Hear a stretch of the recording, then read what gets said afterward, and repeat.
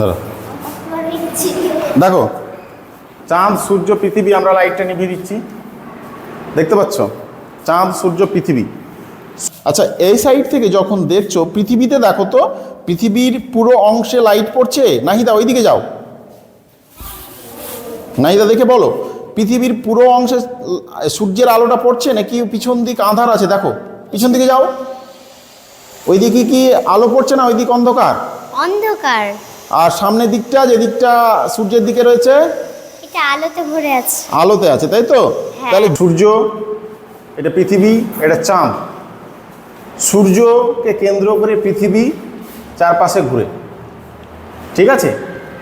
এবার দেখো, পৃথিবীর এই অংশটা আলোকিত হচ্ছে, চাঁদের এই অংশটা আলোকিত হচ্ছে, অর্থাৎ সূর্যের আলো পৃথিবীর এই অংশটাতে এবং চাঁদের এই অংশটাতে পড়ছে। চাঁদের যে অংশটাতে সূর্যের আলো পড়ে সেই অংশটা আমরা পৃথিবী থেকে দেখতে পাই, কখনো কম কখনো বেশি, কারণ কখনো চাঁদে সূর্যের আলোটা কম পড়ে, কখনো বেশি পড়ে। যখন বেশি পড়ে তখন বেশি অংশ দেখতে পাই, যখন একদম অল্প পড়ে তখন আমরা বলি প্রথম চাঁদ বা নিউ চাঁদ, ঠিক আছে? তো পৃথিবী ধরো এখান করে রয়েছে, এখান থেকে চাঁদকে, সূর্যকে একবার এইভাবে পাক খেয়ে পুনরায় ওই জায়গাতে যেতে কতদিন সময় লাগে পৃথিবীর? সূর্যকে কেন্দ্র করে 365 দিন বা 1 বছর। ঠিক, ভেরি গুড, খুব সুন্দর বলেছো। 1 বছর টাইম লাগে এই দিকে চার পাকে একবার পাক খেতে, ঠিক আছে?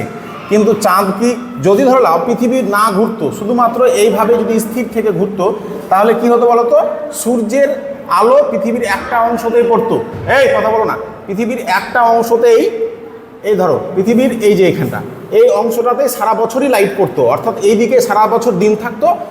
যে অংশটাতে সূর্যের আলো পড়ে না, যেমন চাঁদের একটা অংশ তো সূর্যের আলো কখনোই পড়ে না, ওই অংশটা আমরা কখনোই দেখতে পাই না।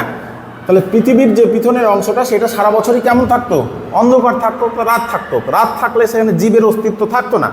কিন্তু পৃথিবী কি হয়, এইভাবে নিজ অক্ষের মধ্যেও ঘোরে এবং এইভাবে পাক খেতে খেতে সূর্যের চারিদিকেও ঘোরে। এই জন্য আমরা দিন রাত দেখি।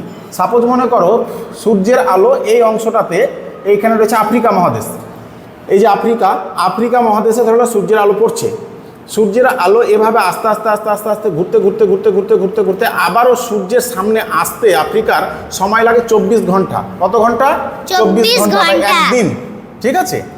ওই জন্য আমরা, আর সব সময় আমরা পৃথিবীর একটা অংশ, যে অংশটা আস্তে আস্তে অন্ধকারের দিকে যাচ্ছে, সেই অংশটা সন্ধ্যাবেলায় হয়, আর যে অংশটা আস্তে আস্তে কম লাইট পড়ছে সেই অংশটা দিন হয়। আমরা একটু কাছে নিয়ে গিয়ে দেখাবো।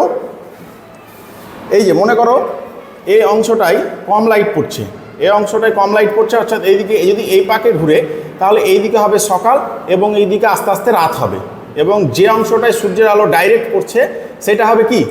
দিন এবং দুপুরবেলা। বুঝতে পেরেছো? তাহলে সূর্য, পৃথিবী এবং চাঁদ। এবার ধরো এটা, এবার দেখো আমি একটু তোমাদেরকে দেখাচ্ছি কিভাবে ঘোরে। দেখো এইভাবে পৃথিবী কিন্তু পাক খায় নিজ অক্ষের মধ্যে। এবার পাক খেতে খেতে কি হয়, এইভাবে নিজ অক্ষের ওপরেও ঘুরে এবং সূর্যের চারিদিকে এইভাবে প্রদক্ষিণ